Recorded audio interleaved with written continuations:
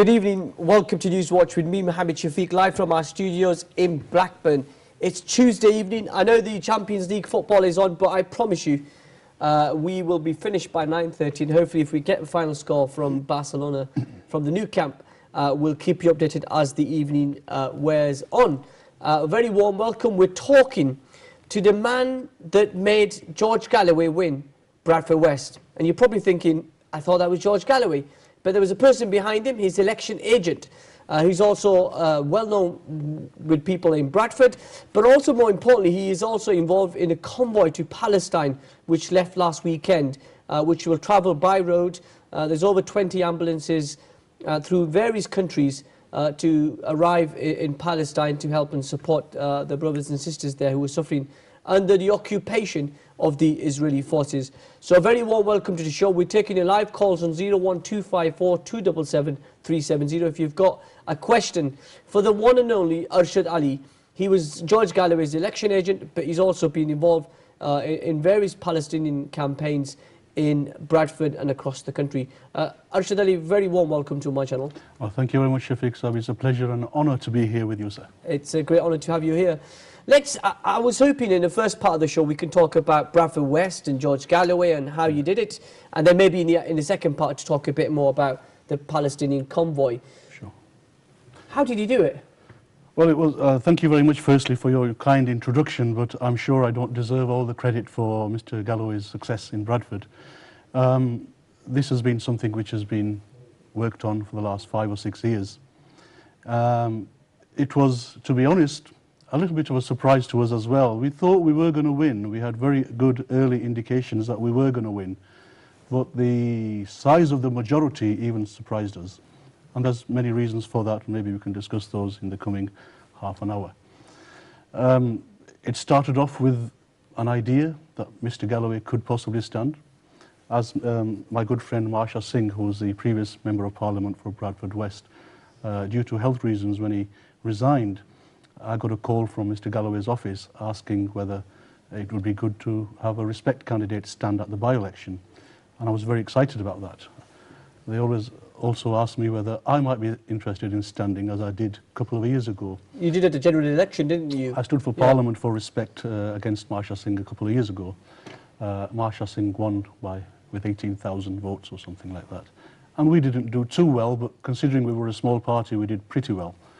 And prior to that, of course, I stood for local elections in Bradford, in Manningham. Again, we didn't win, but we sowed many seeds that have now grown up.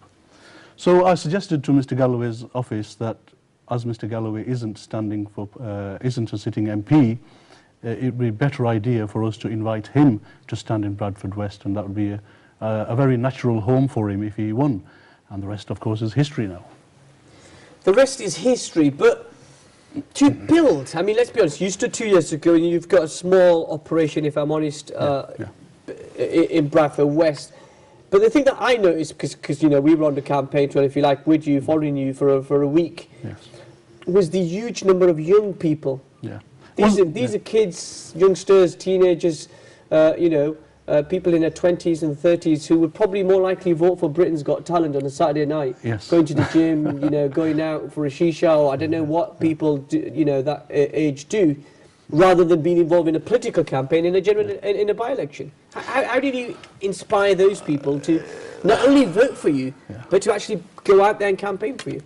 There's several reasons for that. Firstly, the current parties, Labour amongst all of them, and it's the worst culprit in that. It kind of ignored the younger generation.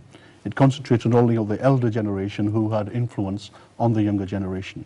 And of course, using the brotherly system, the caste, creed and tribal system that they have in Pakistan was used here very, very strongly in Bradford compared to other places in Britain. That's why Bradford has always been an anomaly. When trends are changing nationally, you see that Bradford is stuck in its old ways. Previously, when I stood for election a couple of years ago, and prior to that we have local elections, people used to say to me, look, we understand what you stand for and we like what you stand for. We love what you stand for and what you have done or your party has done or Mr. Galloways has done in the past. But we know that in Bradford, your party is so small that it cannot get elected. We'd love to join up but we've always supported Labour. And if we leave Labour now and join Respect, and Respect loses, then we're neither here nor there. And I could understand that from their point of view. And I didn't want to push that too much, but I said, look, we're here, we're not going to go away, we're going to grow from day to day. With Mr. Galloway standing, of course, he has a certain standing of his own. He doesn't need anybody like me or anybody else to promote him. The press releases went out. You know, we contacted people that we know on the internet, you know, Facebook, Twitter, and all those people came forward and they said, you know what, if Respect is going to win, then this is one person, Mr. George Galloway, who could actually win. And people came out from day one. I remember people ringing me up from the Labour Party, from the Lib Dem Party, from the Tory Party, all saying that this is something that could well happen and we would like to help. The younger generation, like I said previously, had been neglected by all the parties. They came forward and they said, you know, we like the work that you guys do. We like the fresh energy that your team has. And most of our team were young people, as you saw them in Bradford on the campaign trail. They became excited. We told them what we stood for, and they then went out and campaigned. And as I said, the rest is the history. And I mean, what sort of response did you get on the doorstep? I mean, one of the things I read in I think it was in the Guardian, the way you captured some of the Asian women vote was by knowing that the men were out working during the day, and then you sent a blitz team to knock those doors and speak to those women at school gates and at the mosque, outside the mosque, collecting their children.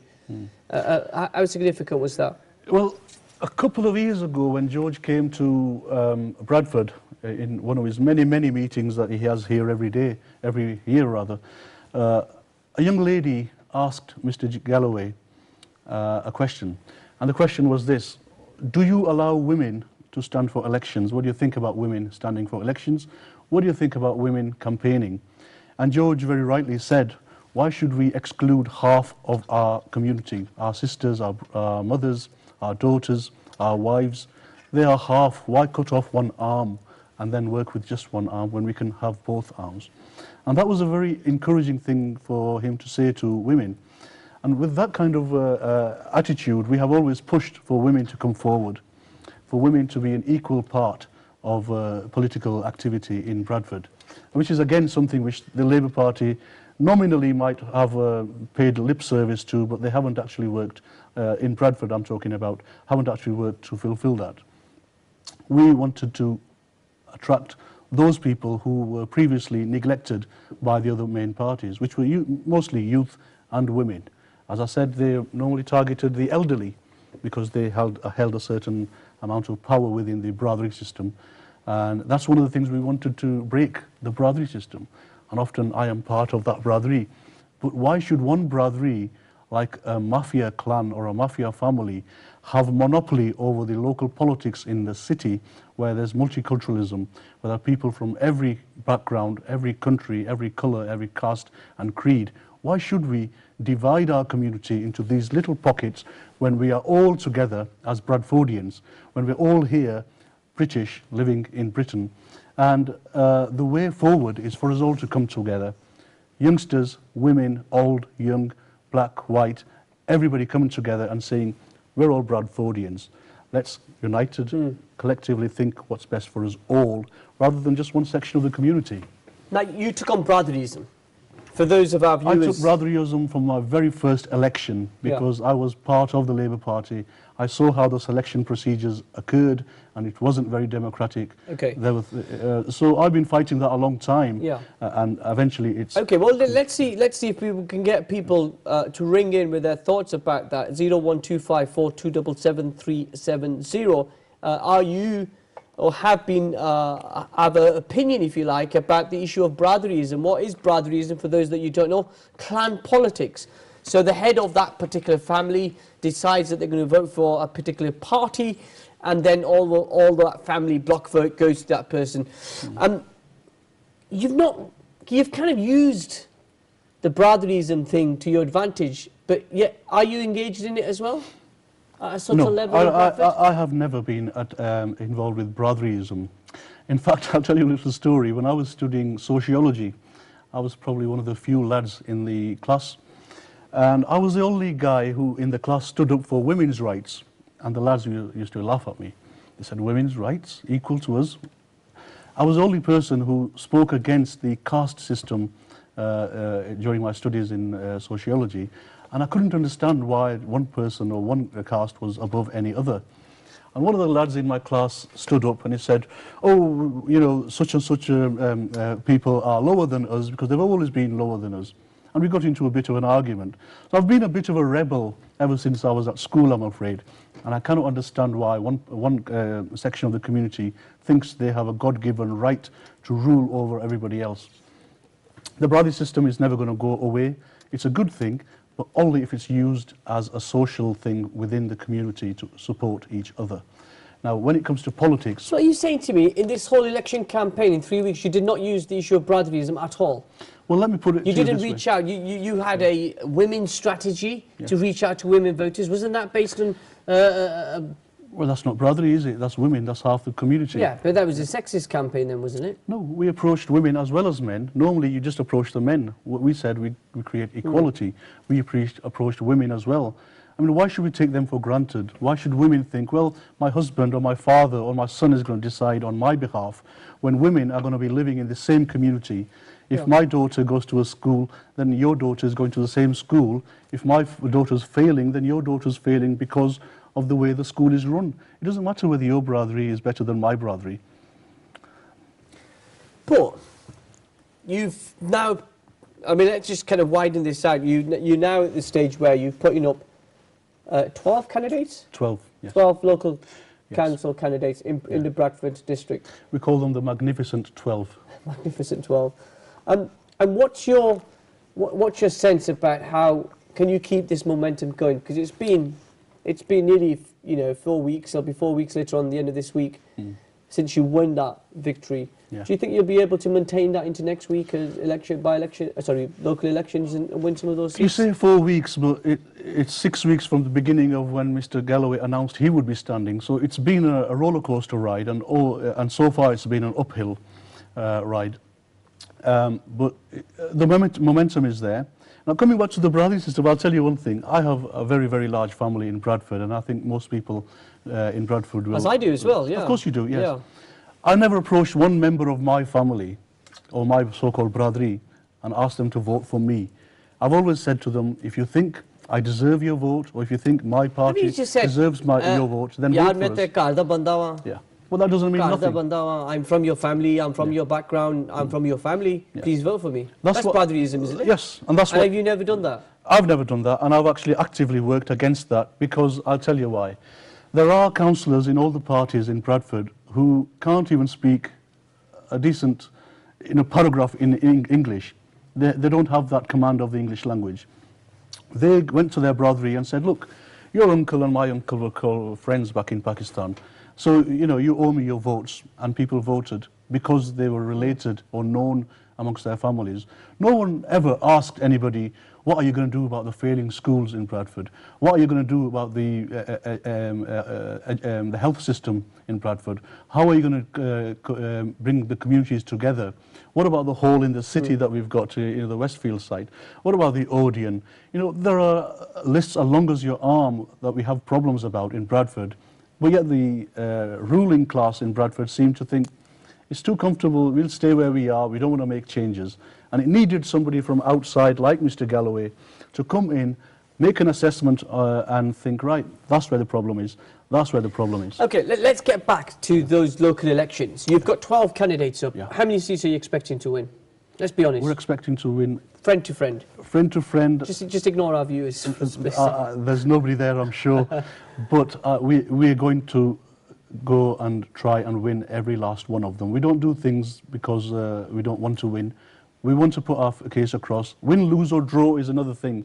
And it's not always about winning. Yeah. I lost the last election, and I lost the local election last time because there was only 5 or 6 people in the Respect Party in Bradford, and we had, yes, supporters, but the core group here was only a small group. But yet we laid the foundations, we got the brand name across, we got our policies known in Bradford. And I think anywhere in Bradford, not just in West Bradford, but everywhere in Bradford, if you mention the name Respect, everybody knows what you're talking about. So the brand name was known, the groundwork was done, and now we have to work even harder and get our councillors elected in council chambers. And if you fail to win any of those seats, is that the end? If at first you don't succeed, you try again, and then you try again. But if you can't win, yeah. Like I said, it's if not you about... can't win in the aftermath of such a sensational result, then there's no hope that you're actually going to carry that through into next year, the year after, the year after. I understand your point, but the people of Bradford now realise that Respect is a viable alternative. We don't have to be slaves to Labour or Tory or Lib Dem. And as you've seen during the election campaign in Bradford, people from the Labour Party have left and joined us. People from the Tories have left and joined us. People from the Lib Dems have left and joined us. Is that opportunism? Because that's what it is. They suddenly see that Respect Party's on the up and they just start jumping from the other ships. Of course there's going to be an element of jumping onto the bandwagon, and we always expect that. But not all the people who are with us are like that. We know people in Bradford, we know who's what and who's like what. What we've done during our selection process is Mr. Galloway, Salma Yaqub, myself and several other colleagues stayed up 2 or 3 nights and days and went through 350 applications from people who wanted to stand for Respect in Bradford, and there were only 30 wards available. So our selection process was there. Only within just a few days, obviously, we had to do that. We got 12 people selected, the best people that we thought. We're not saying that we're perfect, we've got everybody perfect for their ward. We may have made hasty decisions based on the little time that we had. But we're not going to give up. Win, lose or draw, it's the fight that counts. It's the fight that counts. And so if you're in Bradford West and you want to share your thoughts, 01254 277 370. We're on Twitter, MShafiq UK, and on the official Ummah Channel page on Facebook. So if you want to join us by those various methods, and you've got the laptop here so we can keep in communication with you, please do join us about that. Now, George Galloways admitted that he wasn't really a good MP in Parliament in terms of attendance and in terms of votes. And he's promised to do differently in the House magazine interview that he did last week. How are you going to maintain that momentum so that George Galloway takes Bradford a lot more seriously than some say he took Bethnal Green and Bow? Well, the thing with Mr. Galloway is that he's a very principled man. He will not go into Parliament and vote for something that he doesn't believe in. He'd rather not vote for something that he doesn't believe in. Now, there is criticism, was criticism about him that he attended Parliament rather less than he should have done. But what was he doing during those times? And people bring up this Big Brother thing, but that was recess, that was a holiday. You can do what you want during your holiday. But what was he doing most of the time? He was still working. He's probably one of the few MPs who run up and down the country tirelessly every day, speaking in public meetings. He's on TV like yourself, standing up for the things he believes in. He's on the radio on Talk Sport, discussing the very issues that affect our lives. He's on, is a column. He writes a column for newspapers as well. In every way he can, he's trying to do what he, work for what he believes in. Now, you can't just sit in Parliament and think everything is going to be dealt with there. People who haven't travelled around the country, not just here but internationally as well. I mean, he's been to all these countries, Afghanistan, fighting against the war there. He fought against the war in Iraq. He stood with the people of Kashmir for Pakistan. Let me pause. Let's pause. Let's go to Bradford and talk to Ayub. Assalamu alaikum, Ayub. Wa alaikum salam, Shafiq. How are you, sir? I'm fine. How are you? I'm very good. What would you like to say? I'd just like to, I'm not sure what the discussion is because I've just we're just kind of watching. Talking about Bradford West, the aftermath, the local elections, Respect, Arshad Ali's role in that. Could I just go for a slight tangent? You certainly can, yeah. Because Shafiq, you're from the Blackburn area, aren't you? I'm not actually. No, I'm a refugee here, just on Tuesdays and Wednesdays. Right. Okay. So you're okay. Maybe my question was going to be, if you were from the Blackburn area, is what is the feeling? Because I know Ummah is situated in Blackburn. What is the feeling of people in Blackburn for potential Respect candidate to come into that area? Should Jack Straw for whatever reason, have to step down. Well, let's just enlighten our viewers. Jack Straw has been served papers by a Libyan general who's part of the Libyan National Council now, saying that he was complicit in torture that he was subjected to by the Libyans, and he was given a tip-off to the Libyans by MI6, and it was signed off by a senior minister. There's reports in the Sunday Times as well that Jack Straw was indeed the minister that signed off that for MI6. Jack Straw denies that. We have tried to get Jack Straw on TV, but he's not released any statement and says he's going to robustly defend his position in court. So there's a potential that if Jack Straw was dragged into that he may have to resign his parliamentary seat. Is that what you're referring to? That's exactly what I'm referring to. I think it'd be interesting to see the views and test the Galloway magic outside Bradford West to see if Respect has any attraction outside the area. Okay, and let's ask our people, let's ask our viewers in Blackburn. If you live in Blackburn, what do you think about Respect putting up candidates in your area and potentially put somebody up against the next parliamentary election, whether it's a by-election or a main election? So, thank you for that. I apologize if I've taken your strength away into a slightly different direction, but I think it's quite a pertinent question in view of the political climate that's ongoing at the moment. I think it's an interesting insight into how people who have so far been on the outskirts watching all the activity, all the fantastic activity that's been happening in Bradford. Yeah. And Brother Arshad, you know, I know him well. I wonder if he recognizes my voice. I do, Ayub Sab, thank you very much for calling. And I think a lot of people want to take part in that. Okay, well, let's see how we get on, Ayub. Thank you very much for your call. If you do want to join the discussion after the break, we will be talking about the convoy to Palestine. It's a difficult situation for the Palestinians. They've had to suffer for decades under the occupation of the Israelis. It's not just been occupied, it's actually been humiliated by the security wall, by the rights that have been taken away from them. Their land has been taken away. They live in abject poverty, and the world has stood by and watched that. And so we want to talk a bit more about that, but more importantly, we want to talk about the convoy that's left from Bradford, the Bradford to Palestine convoy, which left... Bradford to Gaza convoy. Oh, it's Bradford to Gaza convoy, I've been told by Arshad Ali. And that left this weekend, so we'll talk after the break about that. So if you do want to join us with your thoughts about what the Israelis are doing to the Palestinians, and we've got news today that the Israeli settlers, the illegal Israeli settlers in Nablus, attacked the Rosa Park of Hazrat Yusuf alayhi salam. For those of us, we as Muslims, we know him as Hazrat Yusuf alayhi salam. He was a great prophet of Islam, and his tomb was attacked by Israeli settlers this morning. And so we'll try to bring you more news about that. The number to call is 01254 277 370. Join us on the other side of this. Welcome back to News Watch with me, Mohammed Shafiq, live from our studios in Blackburn. I've not even given the football score yet, so we'll check up on that whilst Arshad is talking. Chelsea are playing Barcelona at the new camp in Barcelona. Chelsea have 1-0 up. And I know which team I'll be cheering on. Obviously, it's the English team, Chelsea. What we want you to do is we want to move on, don't we, Arshad, to talk about the convoy. Now, tell me more about this convoy. What's happening in this particular convoy? Because we've covered other convoys that have gone in the past, but Yeah. It went on Sunday, didn't it? It left on Sunday afternoon around 1 o'clock from Chambers Solicitors in Bradford, which has been our base, really, for the campaign and everything.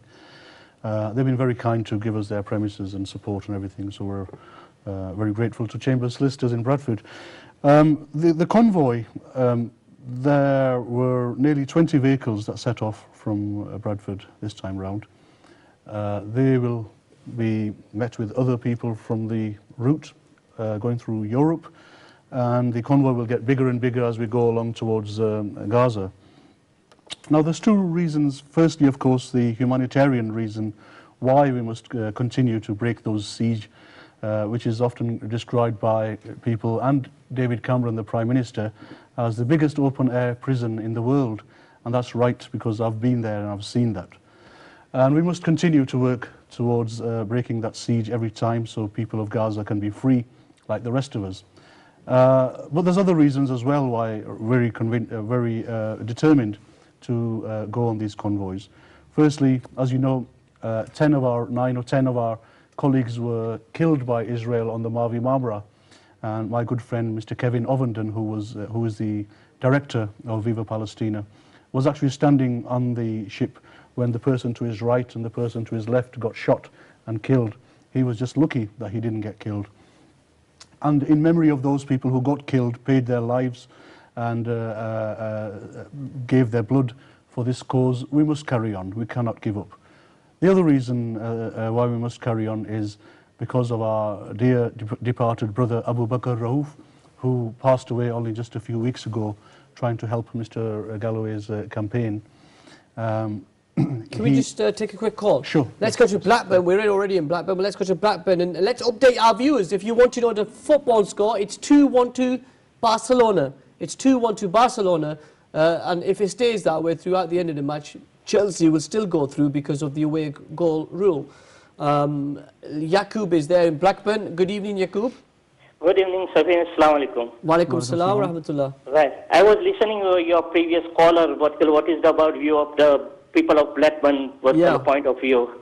Right. To respond, there is same problem what Bradford had before, like Baradrism, and we have the same problem in in Blackburn. We have a Gujarati community and a Pakistani community. What the Jack Straw did, it divided.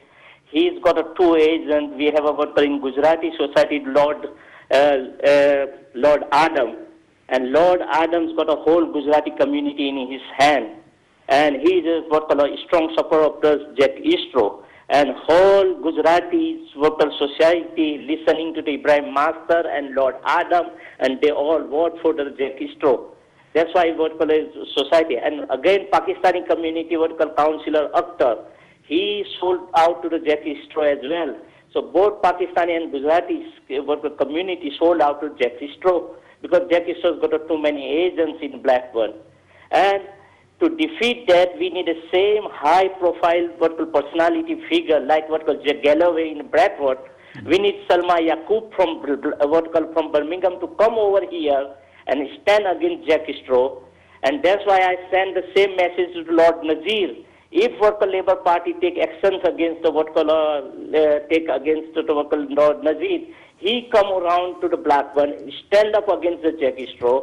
If nobody high-profile person come up, inshallah, Safiq, I will be joined the Respect Party, and that is I will stand up for. But I need some high personality person who can stand and challenge that and finish this all Baradrism. Okay, that's one point of my view. Thank you very much, Yaqub. Should you just respond to Yaqub's points there? Yeah, I mean, look, we don't know what's going to happen with Blackburn, and if Jack Straw goes, then you can bet your bottom dollar that we will be standing somebody there. Now, when it comes to high profile or low profile, I think it's more important what you actually stand for. Your profile can increase and decrease, but it's what you stand for, the message that you bring to your people. Inshallah, if there is a by-election there, we will be standing there. And I urge everybody in Blackburn and Rochdale and Halifax and Leeds and Huddersfield and everywhere across the country to join the Respect Party. It's only a £5 till the end of the year, but that gives you a voice within the Respect Party. We're here to stay, we're going to be here, we're going to be spreading into every city where we can.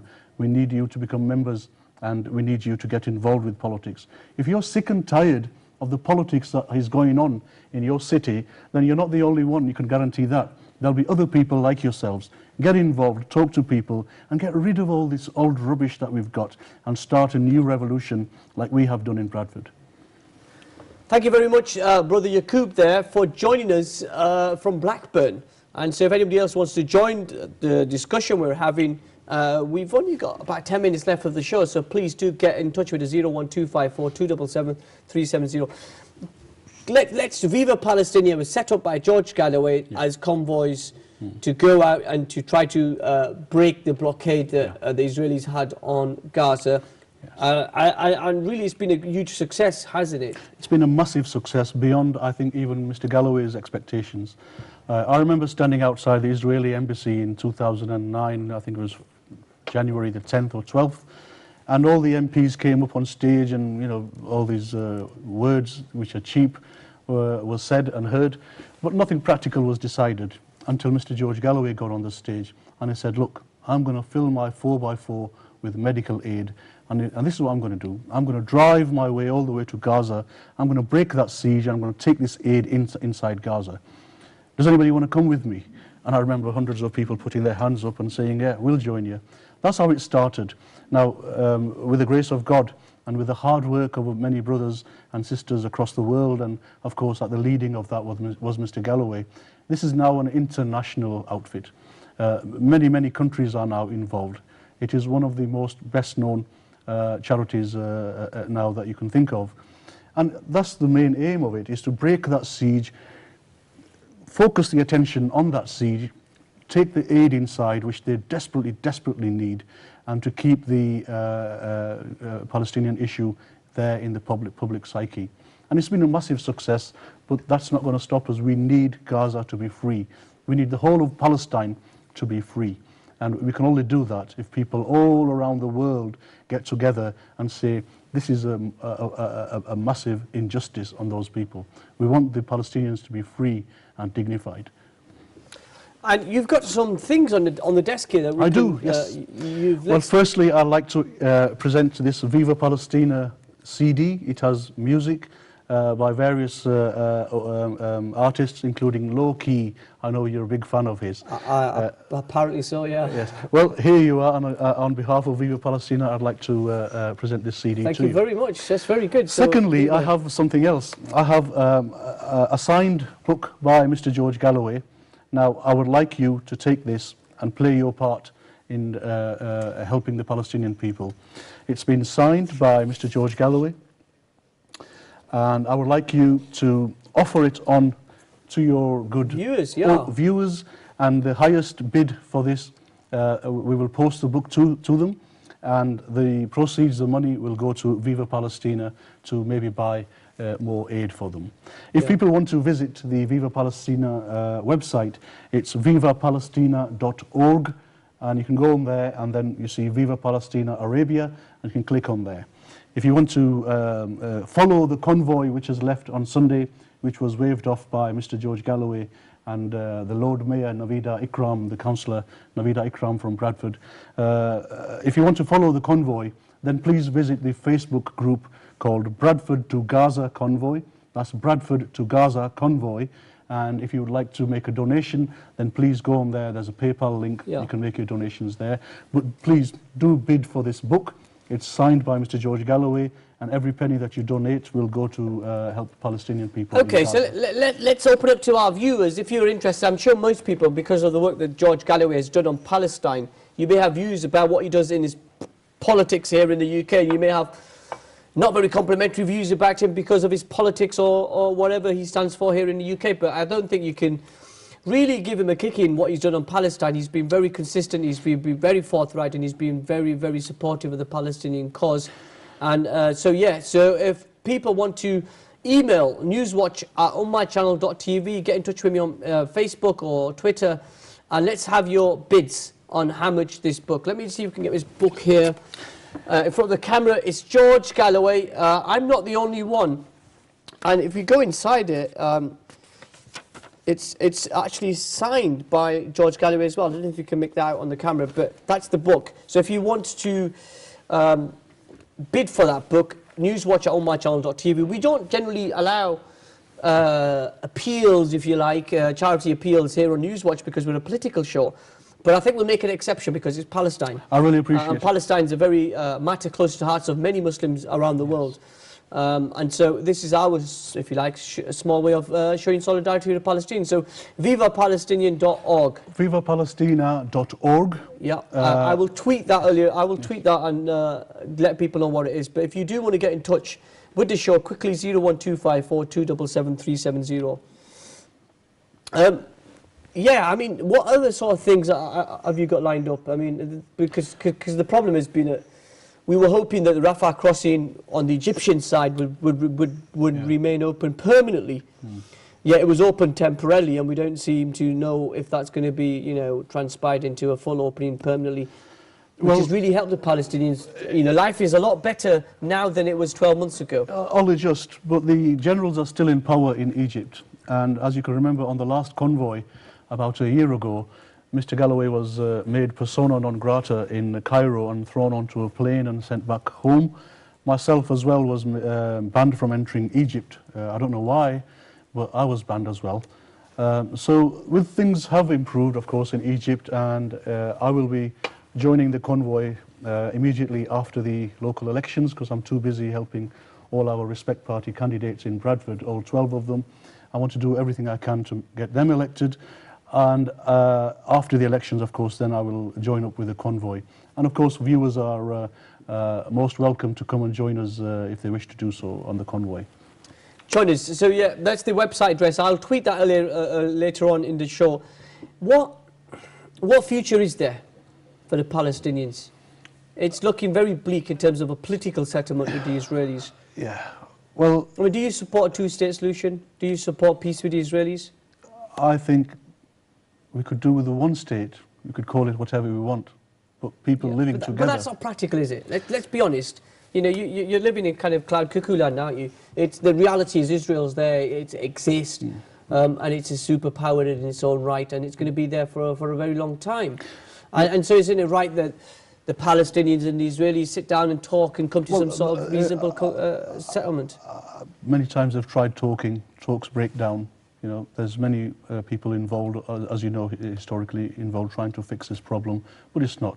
It's a problem created by the British. It's something that the British can get involved in. If they really wanted to, they can get involved in it and make some changes. In the meantime, whether it's one state or two states, as long as it's peaceful, you know, then that's what counts. As long as the people of Palestine are given a little bit of respect, a little bit of dignity, and the space to live like all the rest of us. They don't have clean water, they don't have any fuel, they don't have any clothes. The winters, you know, there and they're living in rubble. I've seen children with parents literally living in just piles of bricks. I've seen people in Gaza eat out of dustbins. And when my children waste a little bit of crust on a pizza, I told them off, and thankfully now they don't do it, and I'm proud of your kids. But people in Gaza are in a very, very desperate situation, and anything we can do to them. And by the way, when we visited Gaza, they did the best they could to look after us. The food they gave us, the place where they gave us to live. And I asked one gentleman, I said, how come you can feed us this fantastic meal? And they said, well, to be honest, we want to do what we can for you because you've come a long way. But normally we could possibly not eat this every day because we cannot get it.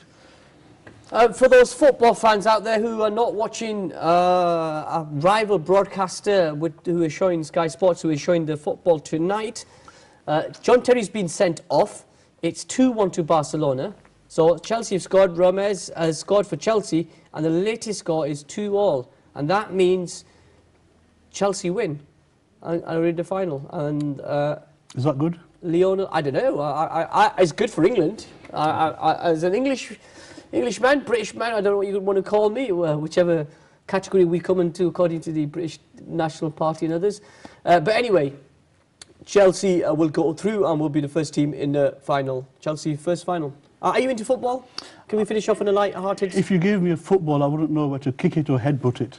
I'm not into sports, I'm afraid. You're not sporty, you're looking very trim. I remember, for our viewers' sake, I remember meeting Arshad on the first time when this whole campaign started in Bradford West. And if you don't mind me saying this, yes. He was looking rather, I don't know, large. Who was that? You were. Was I? Well, I've spent a few weeks campaigning. Yeah, they're talking about his before he was actually on the campaign trail. You're looking as if you could lose a few pounds. Well, I say, and you're looking absolutely fantastic tonight, if I may say so. Well, thank you very much. Looking very, very slim. Well, that's very, very kind of you. And I say join Respect and lose weight. But maybe I should pay you £50. This is somebody very creative. He came out with a Bank of Respect and a £50 note there. So I'm going to present that to you for all the wonderful things you've said to me.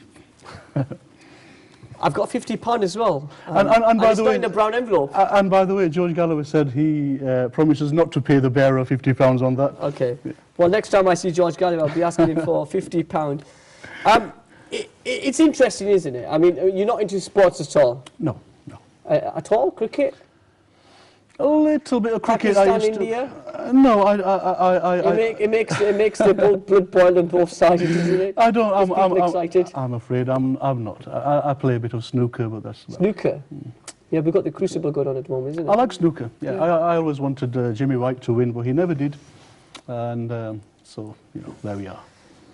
Okay, well, I think we've got a few minutes left, and what drives you? What defines you as a person? I think role models.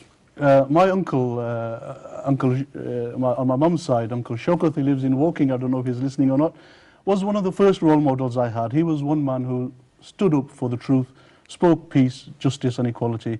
And of course my dear father, who's a wonderful teacher, a humble man, but he has full of principles. And of course Mr. George Galloways, who is a great role model to most people. Mr. Tony Benn as well, I would say, is somebody a bit of a role model. These people and the work they do and the things they stand for have moulded what I believe in, and I want to thank all those people. But people say, well, you're only a few people, you're only one person, well, what difference does that make? And I say, well, one person in power to defend peace, justice and equality is worth 10 people in power in defense of tyranny, war and oppression. So it doesn't matter how many of you there are, as long as, even if there's one of you, if you light a match in a darkened room, everybody can see that light, and then they can have something to focus upon. You stood at the last general election as a Respect candidate. Have you stood in local elections? I stood for local election the first time around. Yes. First time round. Yeah. What's happened? Why are you not standing, and what are your future political plans? You see, I was on the selection. I'm the chair of the Bradford Respect Party, have been for the last 5-6 years. So you could have appointed yourself as a candidate. I could have done, and that people would have said, oh, it's all about yourselves then, like the rest of them. I didn't want to do that. I wanted to, and we as the Respect Party in Bradford, wanted to select those people who were the best people, new, fresh faces who could come and represent Respect, who were full of passion and determination to take the message forward. And, I see my role as trying to build the Respect Party. So this is not the end of Arshad Ali. You'll be coming to a street near Bradford sometime soon. Well, I'm always on a street near Bradford every day. So if you want to catch up with me, please go on the Let's Elect George Galloways website, which is still going. You can also get in touch with me through Bradford to Gaza Convoy, or you can come to Bradford and say hello to me. Yeah. Arshad, it's been an absolute pleasure. Thank you so much. Well, so it's been an absolute pleasure to be here. Thank you so much. And don't forget the book. Don't forget the book. We want some money to send to people in Gaza. So please, I'm going to leave the book with Brother Shafiq. If you want to make any bids, then it's right here, and you know where to get it. It's right here. Thank you so much. The football score is still 2-1 to Barcelona, 2-all on aggregate. That means Chelsea will win. It's about, I think, about 8-9 minutes to go. So I'm going to log off and go and watch the football. Thank you for joining us. Tomorrow night, debate night in our final series on the local elections at 10 o'clock. Join us then. Good night. Good night.